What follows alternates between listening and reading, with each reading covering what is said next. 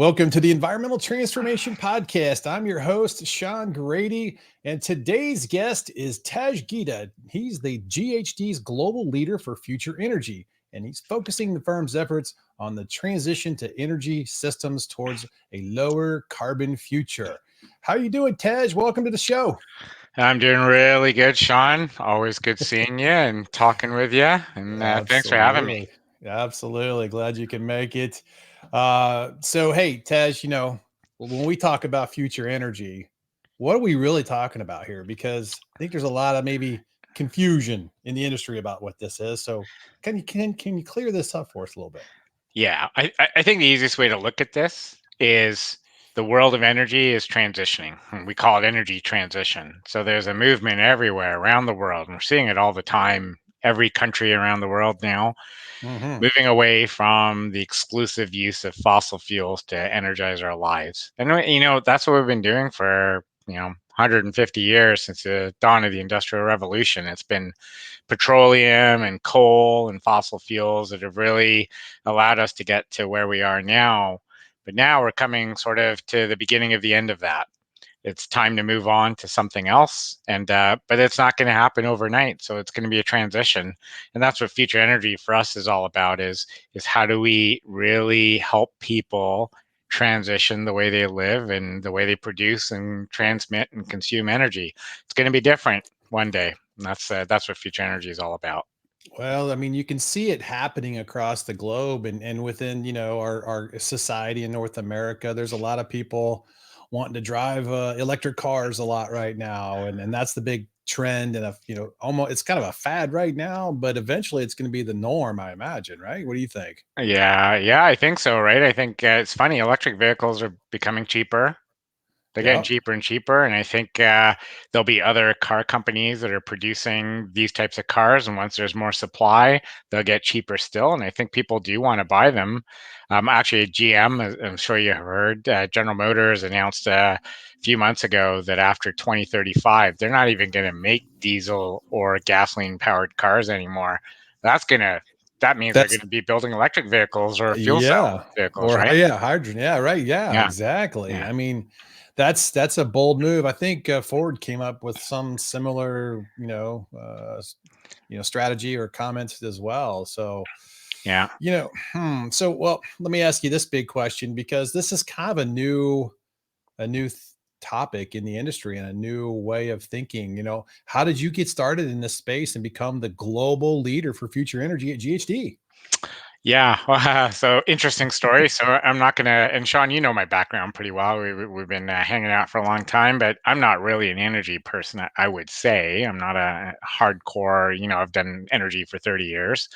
Um, how I came to this was I started off in the waste business, and the waste business is one of those really interesting businesses where in North America, for the most part, we landfill most of our waste, like Right. 70% plus, and we've always done that, but eventually people started transitioning that and thinking, well, can we get energy out of this waste material? Can we get fertilizers or compost out of this waste material? And that was a big shift. And Hmm. so I started getting involved in that. And then eventually it was really interesting. Most of the people I ended up working for in that space were no longer the waste companies, they were energy companies. And that was just meaningful to me. I was like, why are all these oil and gas companies suddenly interested in the waste sector? What's driving that? That just seems Hmm. weird. And Hmm. what was driving it is the energy industry, the oil and gas sector, saw the ability to decarbonize their businesses by doing things like producing energy from waste. It was a part of the solution that they were looking for. So that got me more and more into the framework of thinking about this, not from the waste lens, but from the energy lens, and Hmm. realizing that this is all about decarbonization now. And Right. I got really interested in that. I kind of went to GHD with my pitch as to how I could help with that and what value I could bring to that. And GHD as a whole was coming up with a new strategy for its future around water, urbanization, and energy, and had decided that what they want to really do in the future is be really pushing on this energy transition that's happening everywhere. So Right. they offered me the role eventually. I'm very thankful that they did, and took it on. Lack of energy background notwithstanding, and off we went to the races. So now you're out, proselytizing and preaching future energy across the globe. Yeah, yeah. To anyone I can think to do that with, Yeah. honestly, and I yeah, mean, well, I mean, it makes sense because people are starting to really think about, the existential threat of climate change and what do we need to do to stop and prevent that. And I think, the future energy puzzle or that piece of the equation is just one of the ways we're solving climate change, right? yeah. I think energy is a big part of our greenhouse gas emissions. How we use energy. I mean, there's many other emissions as well, but it's a big part of it. And if we can control this part, we can control greenhouse gas emissions. If we can control greenhouse gas emissions, get to net zero by 2050, or even get to net negative, we're going to do our part with respect to halting sort of the advance of climate change, which is a big problem right now.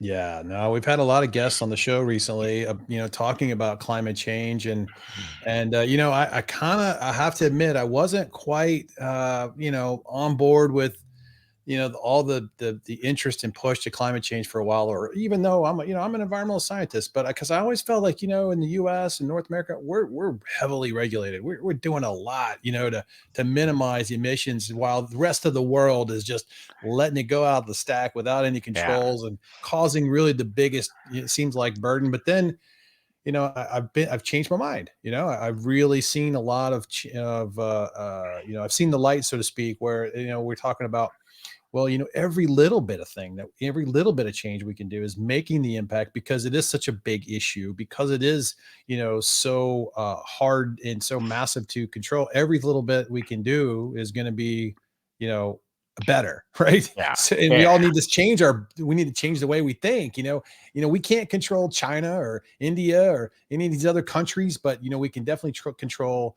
our own individual habits and space and where we live. And I think that's the message here. Yeah, it absolutely is. There's no magic bullet out there in this Right. space. No one thing is going to come along and deal with this for us, right? We as consumers, as residents, as just people, the public, the voting public, we have a part to play in this. So do the multinationals and the big oil and gas companies. So do all the car manufacturers. Everyone has a part to play in this, and it's going Yep. to take sort of that cohesive push to really bring this about. And that's kind of what we're seeing now.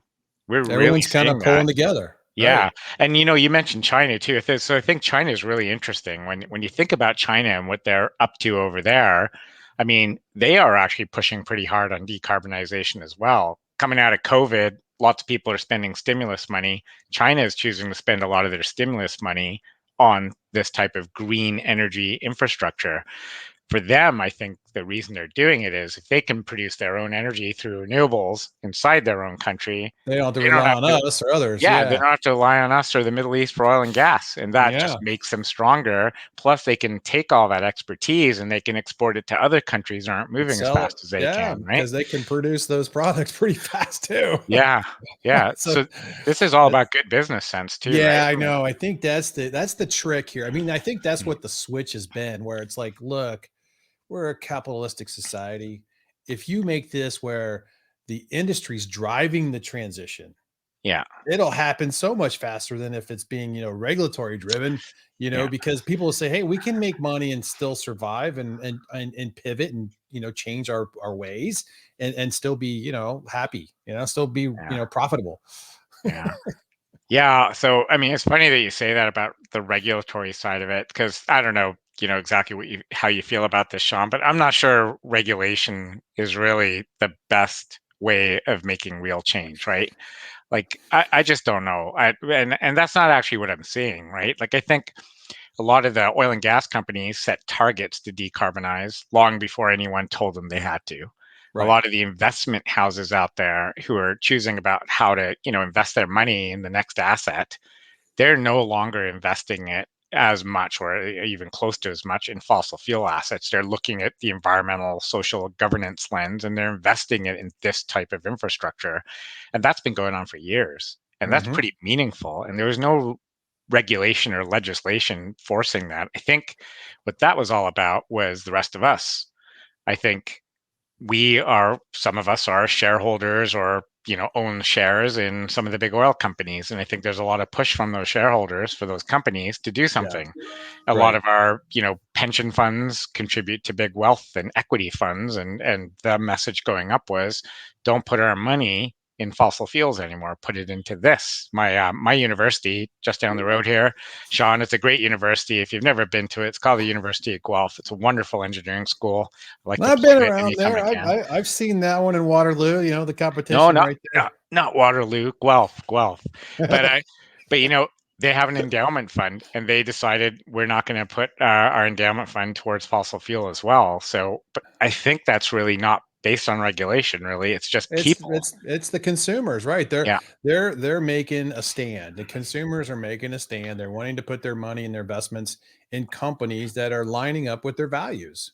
yeah, Pure and simple, right? And I'm seeing it too. Well, let's talk a little bit about we're already now we're consuming energy, the typical fossil fuel stuff, and what can we do to take advantage of these other energy sources that can be utilized to be a part of this transition that are constantly available to us right now. yeah. So I think we're already doing it. I mean, we've all driven around and seen solar panels, like big solar panels on ground at the utility scale, producing lots of power.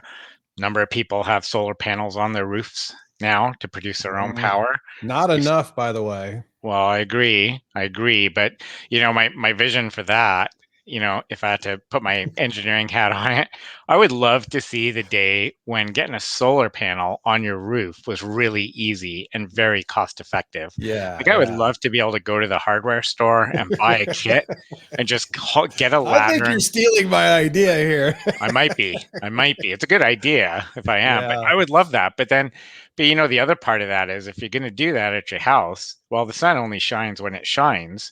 And what Yeah, but about the time later in the day when you have to plug in your electric vehicle and you need power and the sun's down? So it would be great to have an option in your house to actually store the energy from yep. the solar panels as well Have a that you little could. battery backup there, right? Yeah. Yeah, you could use Well, a hydrogen storage cell or you could use a battery.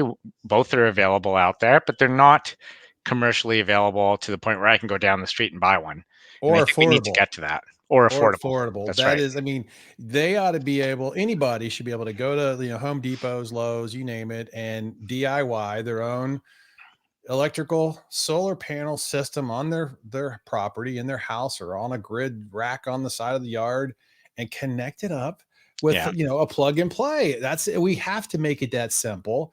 I mean, TV widescreens have gone down in cost so drastically over the past 10 years. I mean, now you can buy them for $400 and you get a 70-inch TV. It's like, Yeah. really? Well, okay, solar panels should be the same thing. That cheap. Like, let's get this.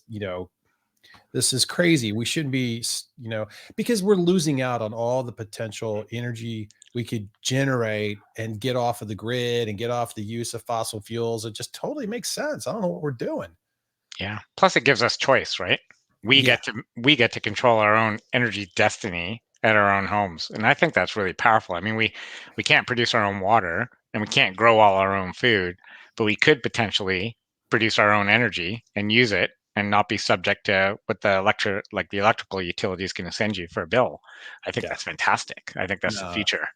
I would love to see that. And I think that's where industry needs to go. And all these companies that are really wanting to invest money on these future energy ideas, that should be one of the targets to make this type of stuff more affordable for people, the everyday man. I mean, or family. I mean, I think that's what we need to do. But well, what percentage of energy currently is made up of fossil fuels versus like other energy sources?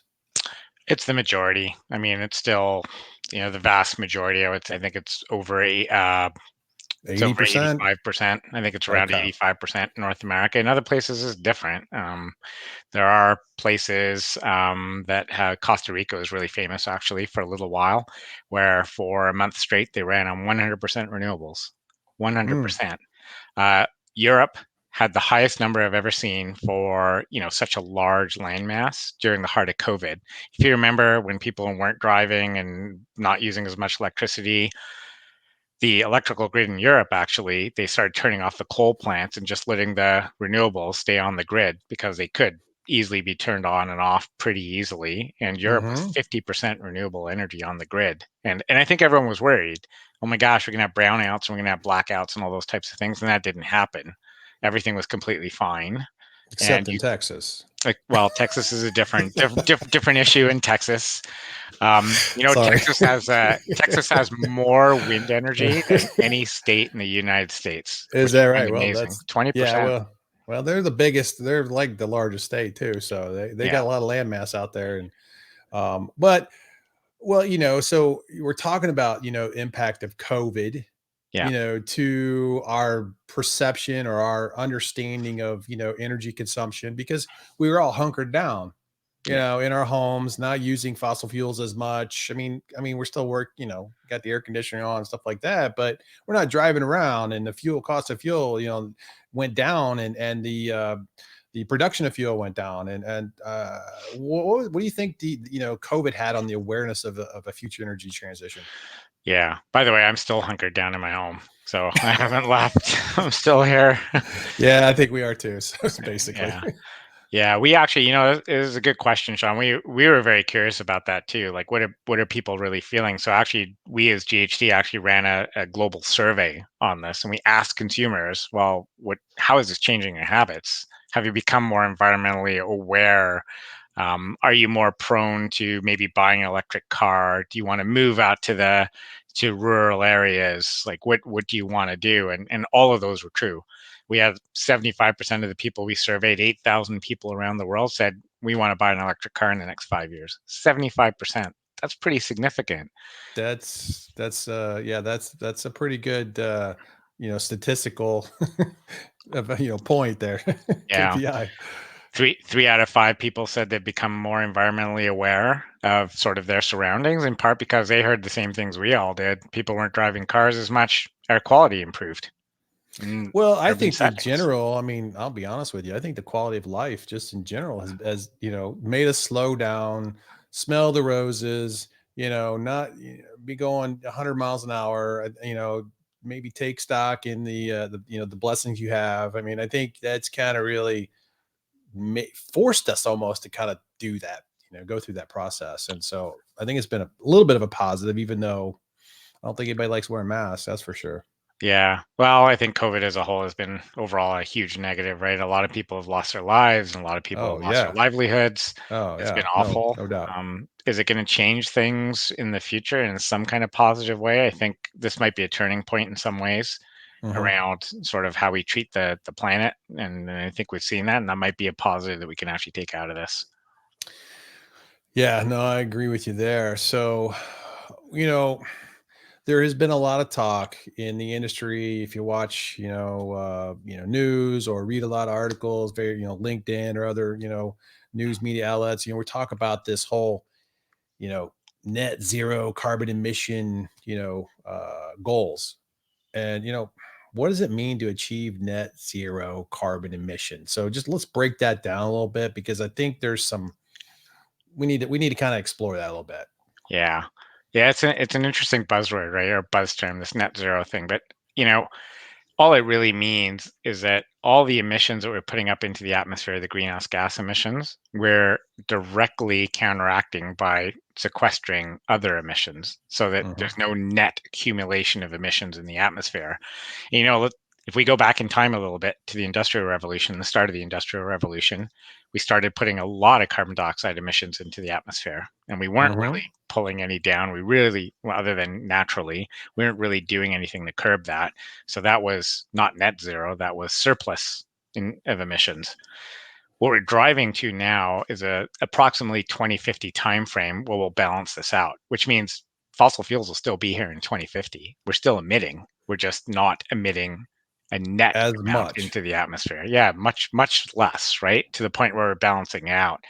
That's what net zero really means. And that's 30 years out, right? In my Yeah. view, that's Yeah. great, but we've also been putting emissions up for a long period of time. So I think what's really going to need to happen ultimately is we got to talk about net negative.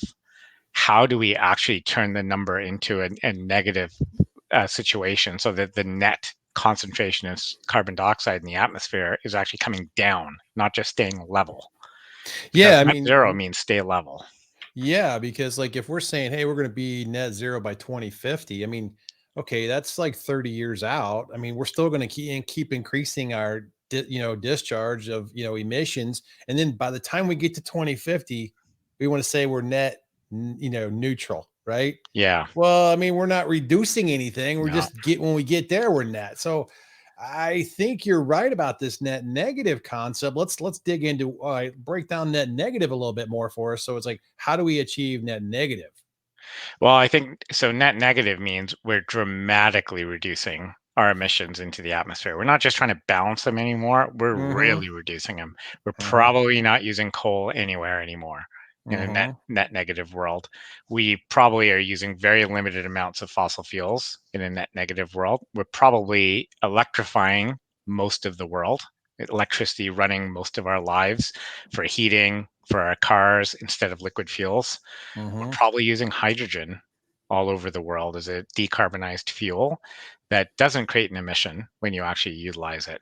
So it's a completely different system that we're talking about here, and it's going to take a while to develop that. I mean that, but no one's really talking about net negative. They're just saying net zero. Yeah, And when you think about it, we're still going to have impacts in the climate, even at net zero, don't you think? yeah, yeah. We are. It's I mean, unavoidable. Yeah, right.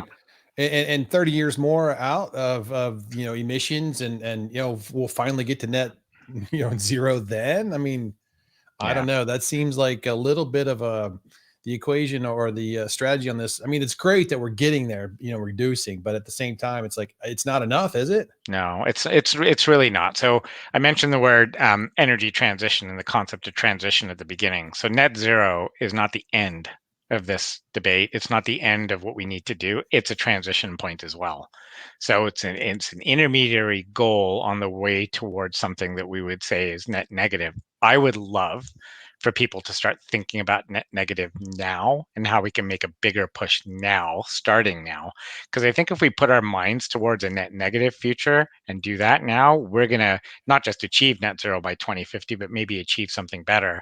So I think we need to talk about this concept a lot more. And I appreciate you sort of bringing it up and having this as one forum to talk about net negative. But I think Yeah. that's what we really got to concentrate on.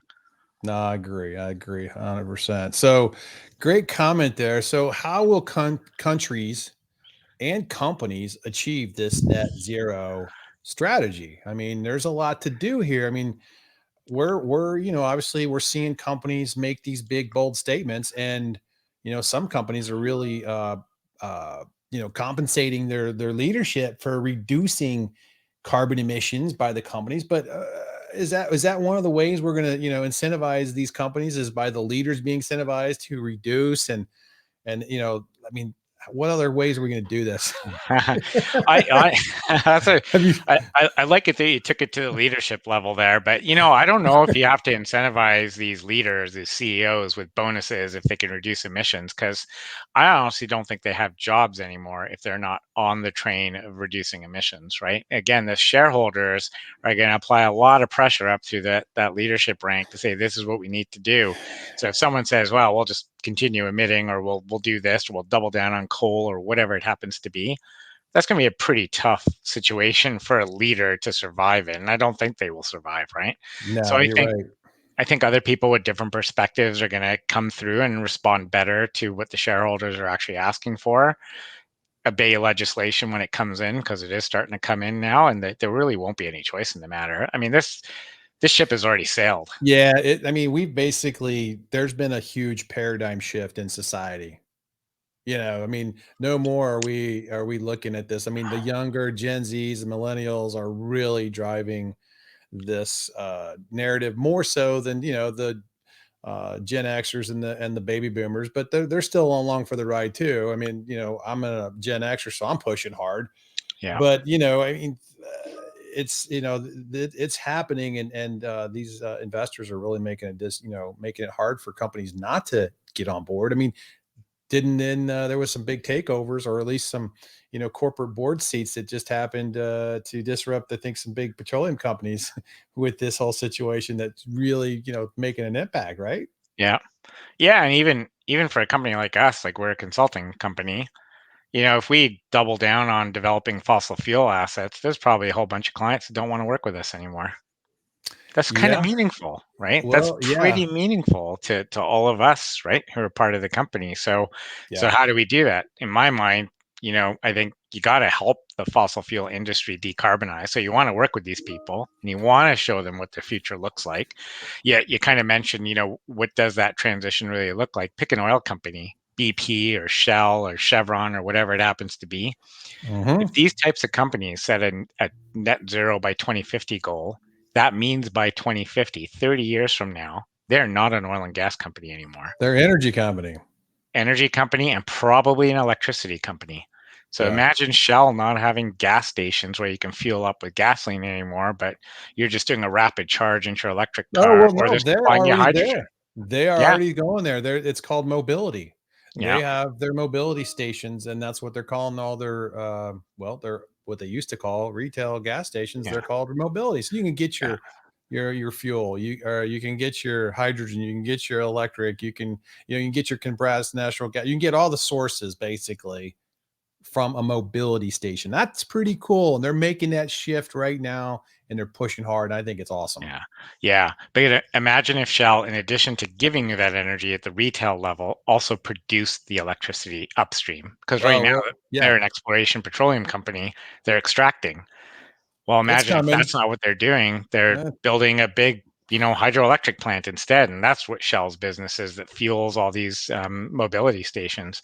That's the transformation we're talking about here. That's the magnitude of it.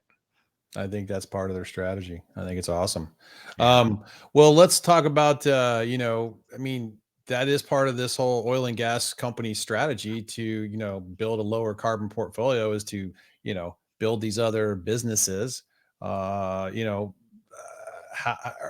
how is GHD helping companies navigate that process?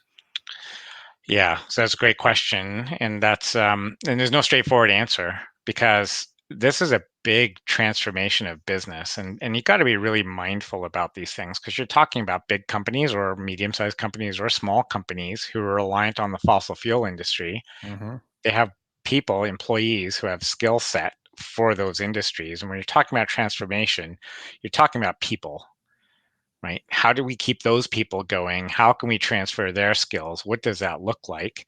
The companies themselves have assets. What do those assets look like if you're not using them to do what they used to do before, but something else? Can you translate them? Think about pipelines. There's 3 million miles of pipeline in North America running through the ground. 3 million miles. We've paid for that. We have already paid for that. We pay for that every day when we fuel up our cars. How do you repurpose that?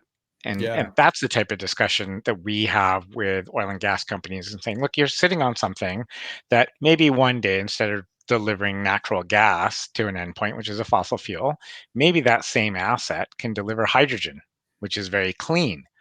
So that's a very interesting discussion, but you have to think about it a little bit. Where can you do that? How can you make the hydrogen? What's the implication of the safety related to hydrogen in a pipeline? Hmm. Is it safe? Is there a problem there? Will the people who use the fuel at the downstream end be able to use hydrogen instead of natural Hmm. gas? What Hmm. modifications you have to make there? Those are the types of discussions we have around, here's your strategy for your net zero approach. Here's the engineering that you need to do, the projects that you need to do around the assets you already own. And it's a very big question and it's a very dynamic one because every company out there has a different portfolio of assets and people. So how do you transform both of those things simultaneously? Yeah, no, I mean, so, we're talking about, reusing assets that are already, available to, industry and to, consumers. But then there's also, some new things out there too, right? I mean, we've got, what about, as society starts to embrace these, electric cars?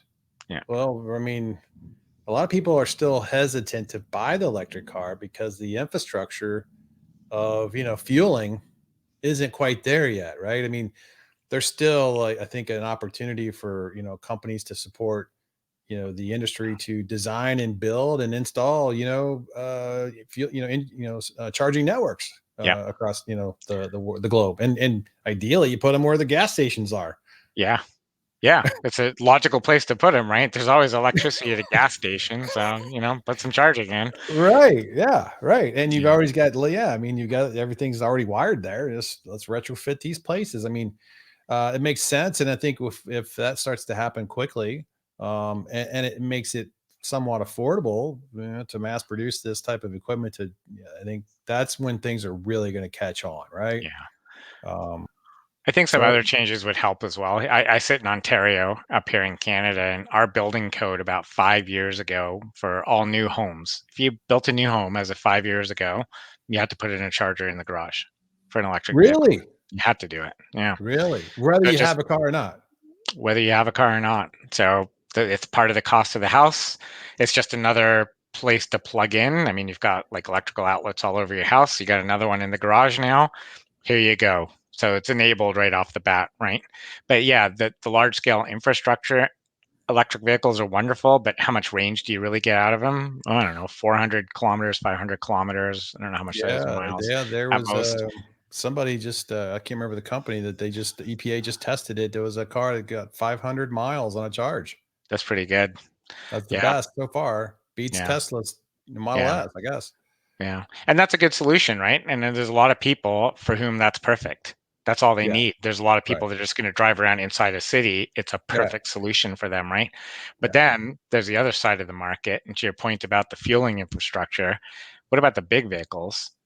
Like yeah, a tractor trailer is not going to run electrically, more than likely. It's probably going to have to run on something like hydrogen, which has yeah. a lot more energy content in it. But where's the hydrogen fueling infrastructure? There's some out in California. There's a little bit here and there. There's one here around the corner from me in Toronto, but that's one servicing One, 5 yeah, million people. it's not gonna be enough. Right. So we want the tractor trailers running on hydrogen. We need to build hydrogen fueling infrastructure everywhere as well. So So we've got a bit of a challenge there in the adoption or the, implementation of, a support network to really embrace the speed of a change that we all want. yeah, Is that safe to say? yeah, absolutely. And having talked to some of the automobile companies, some of them are very anxious to put hydrogen vehicles on the road. It's kind of hard to do that if you can't fuel them. But then, Right. so there's a bit of a chicken and an egg conundrum going on there that someone needs to just show leadership in and interrupt. Because if the fueling is there, the manufacturers will put the cars on the road and they'll offer even more choices for consumers. Mhm, mhm. So I know we've talked about some of these different types of future energy sources: hydrogen, solar, renewable natural gas. Is there anything we're missing here? That what other is there something else that we should mention or bring up? Well, I think carbon capture, utilization, and storage is a really important thing to think about. It's not an energy form by itself, but Hmm. it is a really important part of the decarbonization of the energy spectrum. And when we talk about carbon capture, utilization, and storage, or CCUS for short, a lot of people call it that, CCUS. We're talking about taking carbon dioxide sources that are being emitted into the atmosphere and interrupting them, capturing them, moving them through a pipeline and sequestering them underground in reservoirs that will keep them there, not with a view towards re-emitting them, but keeping them there. That's going to be a really important transition technology over the next few decades, I would say, because Hmm. there are a lot of emissions that we can't just stop overnight or change overnight. We need Hmm. them, but can we at least stop the carbon dioxide from getting into the atmosphere? There's a Hmm. big move towards carbon capture, utilization, and storage globally, I would say now. It's controversial in some ways because I think the idea of taking carbon dioxide and putting it in the ground seems odd. I will say the fossil fuels that are being emitted into the atmosphere in the first place came from the ground. We've True. If used you're them. kind of putting it back into space, You're kind of putting them back into the ground. That's kind of what right? you're doing conceptually. Is it Yeah. long term the thing that we want to do? Well, does it Probably break not. down? Does it break down, eventually in the caverns or wherever where you're storing it? I mean, does it eventually kind of, break down over time? And then have we found that to be a case? I don't think so. I think carbon dioxide, once it's there, it's in its most reduced form. It's very hard to split up carbon dioxide into carbon and oxygen. That's a very tough thing to do. The question is if you're going to put it underground or under the sea, which is another option, is it going to stay there? Is this really beneficial? Are you actually containing this? And there's a lot of science, petrophysics, geology, reservoir modeling, and engineering that goes into these projects to support that once you put it in, and a lot of monitoring as well, by the way, and a lot of data capture to show that this is not being re-emitted, because there's not a lot of obviously there's no value to it at all if it just comes right back out again. So Mhm. it's an important part of the mix. Um, it's also important with respect to hydrogen. There are, for certain types of hydrogen, a carbon capture component as well to decarbonize hydrogen. So I think it's something we have to put our arms around. There are more and more of these projects going on around the world now. In terms of your other question, though, what other things should we be looking at for decarbonization? I think the best answer I can give on that one is the things that are going to be the most important to getting to, say, net negative are things we probably have not invented yet. I think there's Okay. probably technologies out there that can help us produce much more electricity really efficiently, cost effectively, that will help us electrify the world. There's probably better ways of making hydrogen. There's probably approaches to doing all this that we haven't even considered yet. So there will be a lot of technological. Hydroelectricity seems to be a source of energy to me that's a little bit untapped. We're capturing in some places, but I'm thinking oceans. Like Hmm. I've seen these oscillating devices that move by the waves that basically cause the electrical frequencies to generate so you can create the energy from the waves. Why don't we have like farms of those things out in the ocean generating electricity just like solar? I love that idea. I don't know much about that tidal power and wave power. My gut says, Sean, that it will probably help a lot, especially in coastal areas, obviously. Mhm. But there's not enough of that potential out there to address everything that we're going to need. I think it's another piece of the puzzle, Yeah, right? right. It's something you got to bolt in, just like offshore wind is. Offshore wind is actually a very big piece of the puzzle. Yeah, wind is a big one. Yeah. But even offshore with the really big turbines where you get the really consistent constant wind blowing, you can do some Mhm. very, very, very big projects offshore where you don't disturb as many people either. And in North America right now, we have very little of that. Very little. You look at places Well, like England and they're surrounded by these things, but not us. you could just convert those offshore drill rigs into or those Yeah. platforms into wind platforms. Yeah. And Instead of taking them down. yeah. It's also the transferable skills, right? Someone designed those offshore oil platforms Yeah, to be rooted in the seabed. That's the skill set that you need to do offshore wind in many ways as well. sure. So we can get people working. Yeah, we can use the offshore oil platforms. We can put in floating wind farms. We can Man, they hit just the need to talk seabed. to us. They need to talk to us. We got all the ideas. Yeah, yeah. Can't I probably can't do any of this myself, but yeah, these are all good ideas. No, we don't know that. We're just spitballing here, but no, that's pretty Yeah. good. Seems like some good ideas. Well, okay, so let's do that. Get what are three things companies need to do to prepare and plan to begin making an energy transition? What are three things they could do? So first thing, I think figure out what you're actually doing. Use a data-driven lens, use some digital intelligence and figure out what you actually have. What are your assets? What are your emissions? What are you actually doing on a regular basis? Understand the actual extent of what you've got on your hands to begin with. I Okay. think so that's your baseline. This is where we're at. I think the second part is okay, establish some kind of goal. Figure out what you want to do, create a goal that makes sense, make sure that goal is understood by your shareholders, by the public, whoever needs to know, because this is a really important piece. I think the third step is create a realistic implementation plan. Like having a goal is wonderful, How but do you get there? yeah, what do you do? with all your assets and all your people, what does that actually look like on a year-to-year basis for the next 30 years, let's say? Let's notionally predict 30 years out, this is what you're going to do. Put a really solid plan that's executable in place, and then follow that plan. I love it. That's great. I mean, that's like, it sounds, I mean, I'm sure it's pretty complicated when you want to break down the strategies and trying to understand what goals you need to achieve, but knowing the data and what you really currently have is key, right? And so those are great, things. Those three things are, I think essential to any of the future. I mean, the future strategies. I'm sure there are others, right? I mean, those aren't just the three, but those are really good ones, Taj, and I'm glad you brought that up. Going forward, who are going to be the winners and losers here in the future energy transition? What do you think? I'm hoping we're all winners in this because No losers? we're kind of all in this together. So we better Yeah. all be winning as one, right?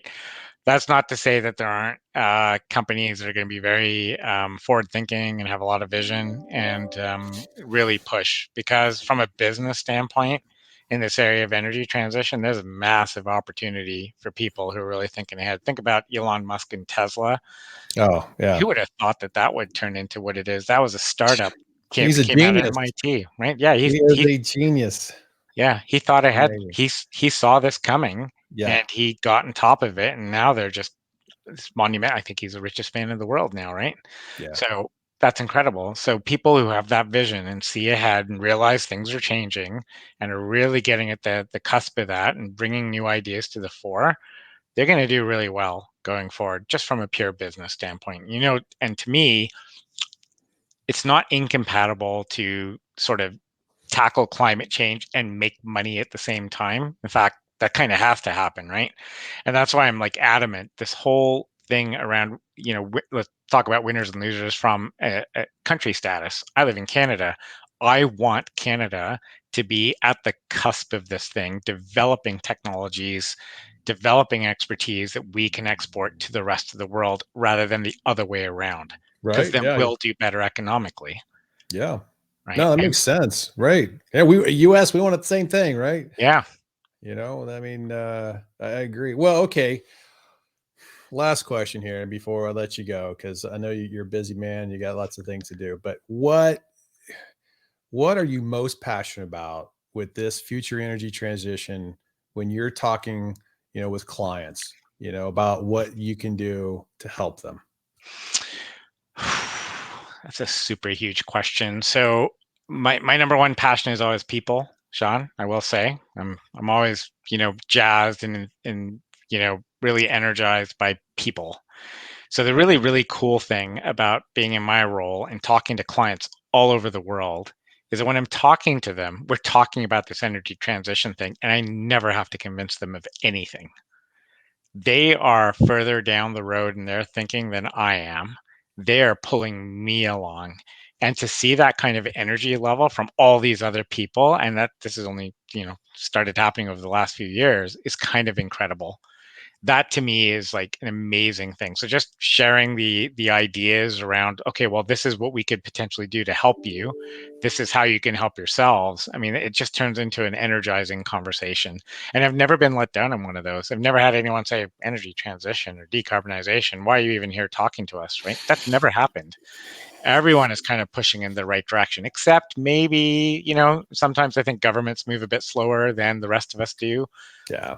That's just the way it is, but they're kind of coming along now as well. But I think private industry and consumers, they're already well ahead of this thing, and it's great having those conversations. And I love talking about it. I told you at the beginning, I'm not an energy expert. I'm not that type of person, but there's clearly something that needs to be done here. It's a big job. We need a lot of people pushing in the same direction. And how many times do you really see this many people from this many parts of the world all pulling in the same direction at the same Yeah. time? It's Yeah. kind of amazing. When was the last time Yeah. that happened? No, yeah, I agree with you. I mean, you get to go out and evangelize on the whole concept of future energy. And like you said, clients are bringing you along and bringing you to the table to have further conversations. And, we're going to get there. I mean, with everyone kind of pulling in the right direction, the consumers are really kind of speaking with their voice and their dollars, and people are waking up, and this is making a difference. And I'm seeing it. The cultures has shifted. I mean, it has Yeah. shifted. And so I got to imagine it's not too hard getting up in the morning to go to work anymore, is it? It's kind of awesome, actually.